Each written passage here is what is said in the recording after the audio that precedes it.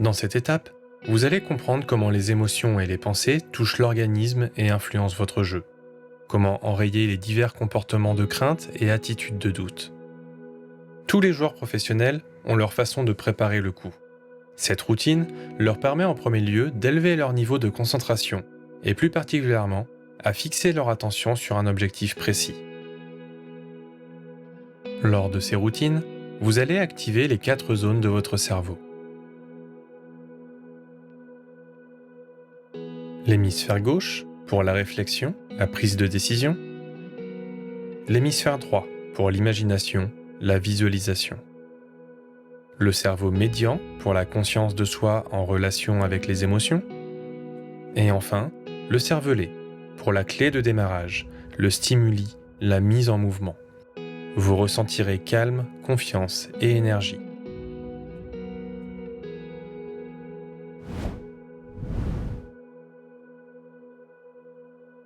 Sur le parcours, il suffit que nous visualisions une situation pour que des signaux électrochimiques restituent de manière inconsciente l'action. Le cerveau fait automatiquement le tri des perceptions et nous envoie des messages de confiance ou de stress en fonction de nos expériences.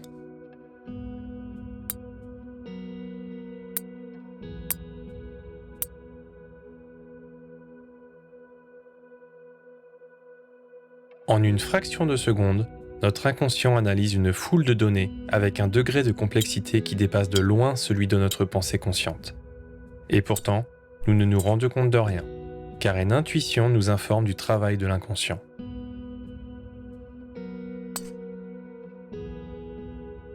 Elle fait en général référence aux sentiments, sensations qui arrivent. On sent d'instinct que quelque chose est bonne ou mauvaise pour nous.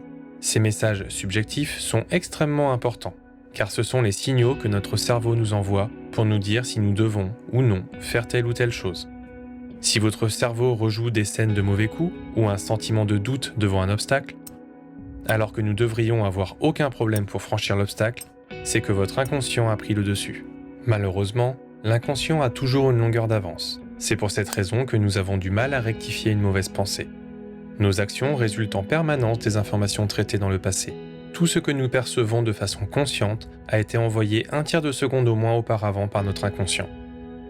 Notre mémoire est donc l'organe sensoriel le plus important. Puisque nous voyons à plus de 95% ce qui est déjà présent dans notre mémoire, seul moins de 5% vient s'ajouter par le conscient. Donc notre cerveau peut falsifier l'information qui vient se projeter sur la rétine. Autrement dit, nous pouvons annuler la réalité qui nous entoure pour donner la forme qui convient à ce que nous croyons. C'est très puissant.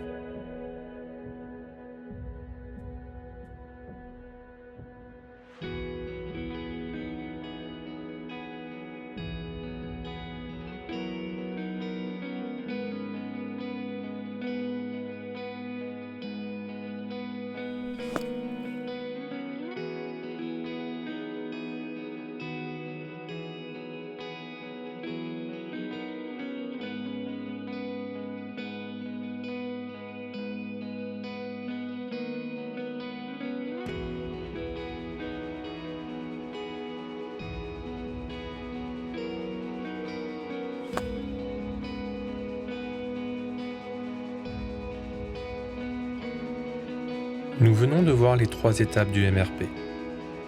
Le mouvement rythmique primaire, mécanisme de déprogrammation proprioceptif, mental et rituel de préparation. Nous allons maintenant passer à la pratique.